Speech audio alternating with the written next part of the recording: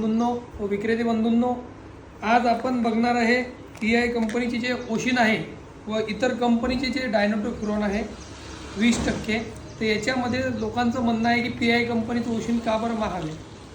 तर मी आता तुम्हाला प्रात्यक्षिक करून दाखवतो की तुम्ही बघा आणि स्वतःच्या डोळ्याने बघा की काय फरक आहे PIच्या ओशिनमध्ये आणि इतर कंपन्यांच्या डायनोटोफ्युरॉनमध्ये किंवा इतर कंपन्यांच्या ओशिनमध्ये. तर इथं आपण या एका ग्लासमध्ये PIचं ओशिन मिसळू. बघा, हे ओशिन गेल्यानंतर खाली जाईपर्यंत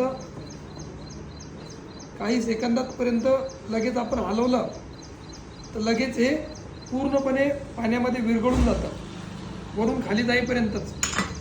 बघा, ठीक आहे. आता इथं हे द्रावण बघून घ्या तुम्ही.